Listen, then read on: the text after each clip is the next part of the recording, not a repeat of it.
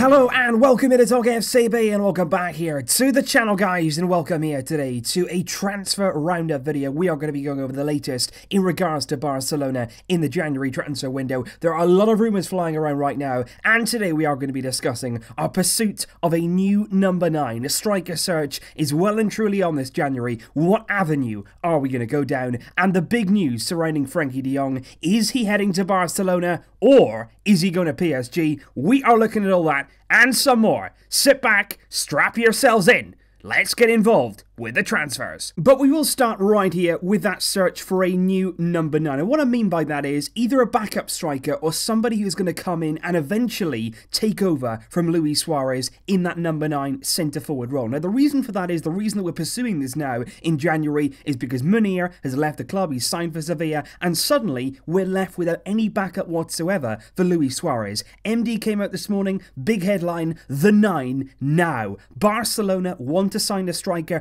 Valverde wants a striker to back up Luis Suarez by the end of this week, and a number of players have been linked to this vacant role. You start here with Alvaro Morata, Chelsea striker, very much out of favour, wants to leave the Premier League this January. A loan deal has been discussed, potentially on the cards. The deal, though, would cost 10 million euros if you factor in the loan fee and the wages that Morata would demand, and for that reason, it looks extremely unlikely right now that we're going to go for a player there who's badly out of form, ex-Real Madrid. I think that one there, no sense at all. And we've even been linked with the likes of Fernando Llorente. He's getting on in his career now, can't even get in the Tottenham team, doesn't even really play for them under Pochettino. Alvaro Negredo, a free agent right now. These kind of names have been banding around, linking them to Barcelona, but I think surely we've got to set our sights a bit higher. And I think the feeling is right now, we need to bring in somebody sort of like Henrik Larsson. We brought him in when we won the Champions League back in 2006. He was a player who came in for a very short period of time, but he had maximum impact, particularly in that Champions League final, where he almost single-handedly turned it in our favour. And the man who could be tasked with that is none other than Christian Stuani. Sport have come out, it was last night they came out with the story. Barcelona are mulling over the idea of signing Girona striker Christian Stuani this month. He's 32 years old, a Uruguayan centre-forward, very well known in La Liga. Of course, he's been sensational since he signed for Girona and returned to La Liga back in 2017, and you may also remember him for his days at our arch rivals Espanyol, where he spent 3 years between 2012 and 2015. And what he has, say Sport, is a 15 million euro release clause in his contract. That will enable him to leave the club now.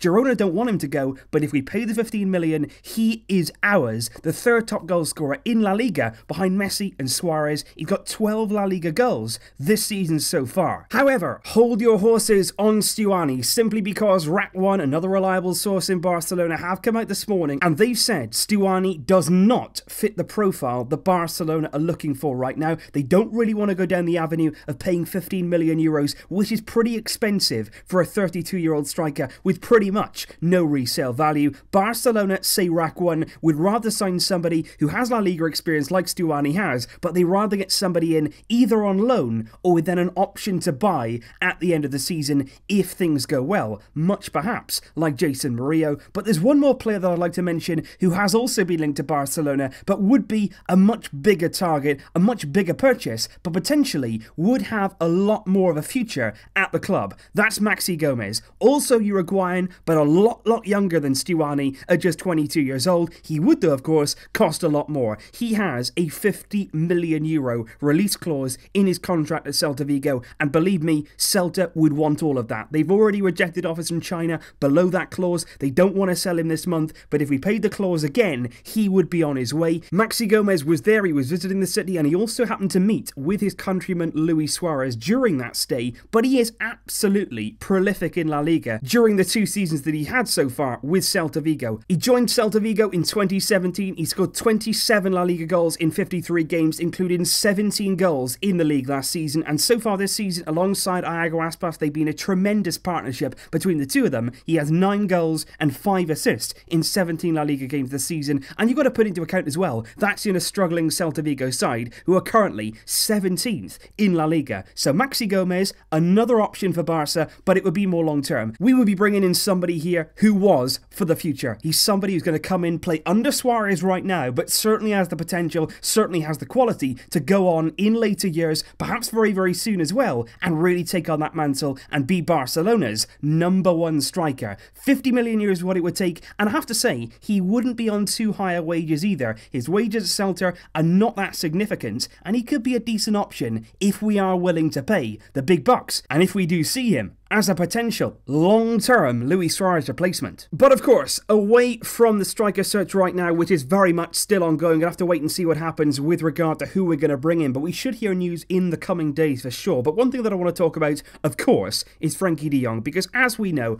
over the past few weeks, we've heard extremely positive things, we've heard extremely negative things, we have heard a whole range of things with regard to Frenkie De Jong, and I think what it's really important right now is we say, look, nothing has been done, nothing has been completed, and everything can change very, very quickly in the media. Because just a few days ago, we heard that De Jong had chosen Barca. We'd agreed a personal deal with him, and we were close to agreeing a deal with Ajax, and now, within the space of a few days, it's all changed around. Reports coming out last night say that De Jong is close now to joining PSG and not Barcelona. They say that De Jong wants to go there. The media in Spain and Holland right now is saying that PSG's offer is not only more favourable to the player, but also, more importantly, it is a lot more favourable to Ajax too. Potentially, they want to pay even more money to get their hands on De Jong. And MD say in particular that De Jong has met with Abidal, they've spoken about the sporting project at Barcelona, they've spoken in detail about our ambitions, how we're going to use him, and he wasn't all that impressed with what Abidal said about our midfield options. Because right now, as we've said before with De Jong, he's very, very concerned about Rabiot. Rabiot is the big concern right now. He's concerned that he could come in, take his minutes, and that he won't get that much time on the pitch if Rabiot is signed as well.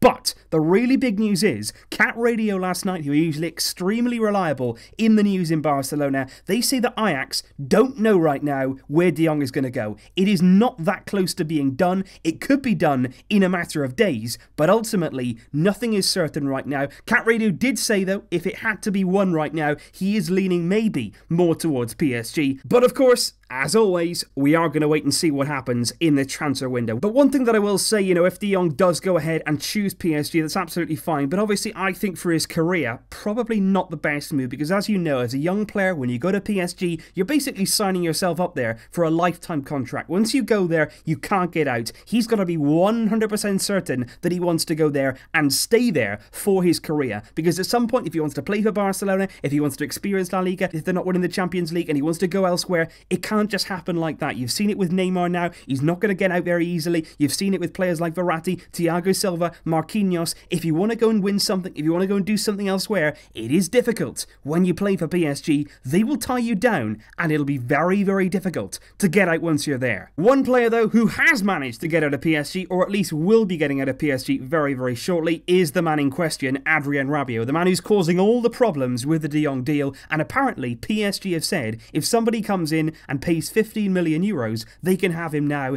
in January and you can come and take Rabiot now. The problem is with this, Barcelona may have been tempted to do it. They may have been tempted to go and pay the money to PSG, but the problem is Rabiot's mother. Rabiot's mother does not want this to happen because if Barcelona go and pay PSG, she misses out, and her son, of course, on that huge signing on fee that they get in the summer when they sign for free. They would much rather pocket all those millions of euros instead of it going to PSG. And I think really that shows the kind of attitude right now coming out of the Rabiot camp. They would rather sit on the bench, they would rather not play, they'd rather not be at Barcelona for the next 6 months because they'd rather pick up that big signing on fee and that big money when he does sign for free in the summer perhaps. And I don't like that. I really don't like that kind of attitude. I don't think Rabiot should be prioritised ahead of Frenkie De Jong. I think we need to get our priorities right here. We need to convince him that he will get minutes, he will get time, and he can be a big part of our midfield. But after that, it's up to him. He has to decide where he wants to go. It's Barca or PSG? And as always, guys, I am very interested to know your thoughts on today's news. What is your thoughts on De Jong? What is your thoughts on his preference, Barça or PSG? Which one is he going to go for, and why do you think that? And also, what are your thoughts when it comes to our striker search? What striker stands out to you? Who should we be pursuing in this January transfer window? Let me know your thoughts and your opinions in the comments down below. I will see you soon, of course, with more videos. Thank you for watching, but until next time, as always, Visca El Barça!